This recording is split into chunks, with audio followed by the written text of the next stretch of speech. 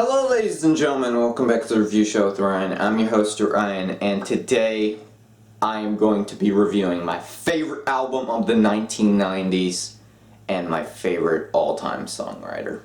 Right now, at least. I still think Chris Cornell is up there.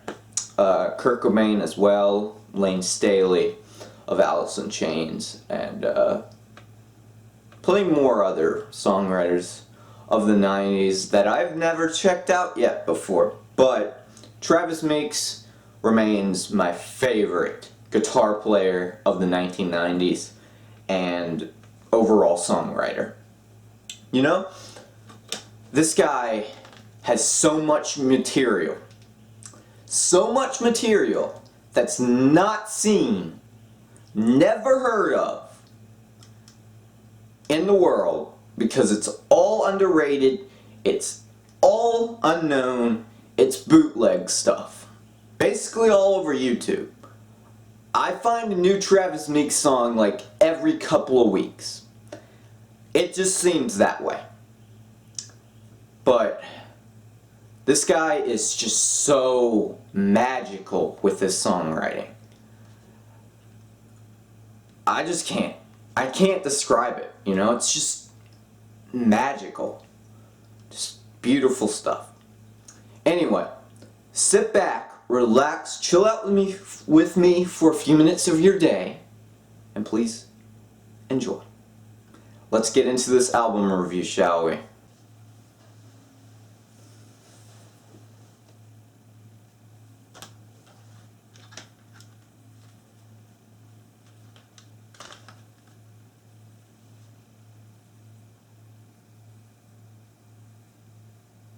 I obviously have to get the thumbnail. So I am not going to go over the radio hits. The Shelf in the Room, Touch Me on the Stand, and the Downtown. Not going over those. So we're just going to jump straight into my favorite track of the album, Face of the Earth. This one has the most beautiful and badass guitar I've ever heard from Travis. There is plenty of underrated songs, rare songs on YouTube that I know, but this one, On the Yellow, is my favorite of his work. Seasons Change is actually my favorite Days of the New song. But this one, On Yellow, Face of the Earth. Gritty vocals. I love it so much. So good. The guitar work is fantastic on this one. You're going in for a ride once you listen to this album, actually. Start to finish. Face of the Earth. The transition to Face of the Earth to Solitude is perfect. I love it so much. I can listen to this album on loop for how many times, I don't care. I would put this on loop. All of them, actually, if I had the other two CDs. I did not buy them yet. I bought a bunch of things the past few days. Jaybird vinyl, a candy bar, GTA 5, a truck simulator game, and man, buying too many things is just, you know, I need to stop. But this was not a regret from all those purchases. After Solitude, I'm not going over the Downtown. What's left for me is it's a trance as well. You're going in for a trance, you know. This is just a beautiful album. What's left for me is a really dark subject and stuff. He was going through tough times around this time. He was just testing out drugs and stuff. At this point in time, I think meth or something like that. He's just been struggling with drugs ever since these albums came out. The first one, I think, the second one or something, it was in the 90s.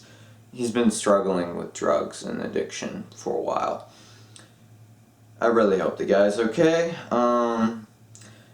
Freak. This one is a little bit like Alice in Chains. A lot of people, I looked on the shout box of Last.fm, and people are saying this sounds like Alice in Chains. Basically, what I was thinking.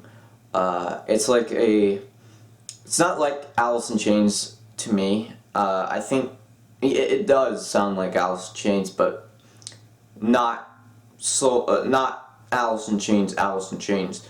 I'm thinking of a Jerry Cantrell solo kind of thing. His solo stuff, like Psychotic Break, Cut You In, and My Song. Those kind of that kind of sound. I was thinking. I was getting sidetracked. Travis is like reincarnated Jim Morrison. He looks like Chris Cornell, and he sounds like Jim Morrison. Mixture of Jim Morrison and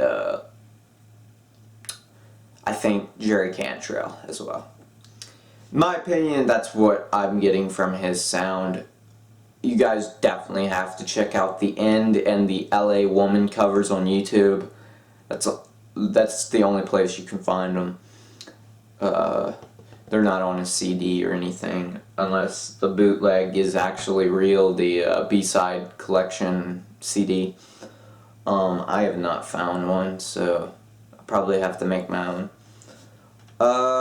Yeah, Freak is a great song. I like the live version more. Now, this one is so sad, dude. So depressing. The lyrics, if I feel alone even with myself, is a part of the lyrics. It's just, at the time, yeah, he was really down and sad, drugs and stuff, isolating himself or something like that. That's all I'm getting from these vibes of these lyrics. Really dark stuff. But I understand where he's at with all the drug addiction and stuff going through his life at the time. Whimsical goes into this point of view as well. Whimsical is just... I showed Psychedelic this song the first time.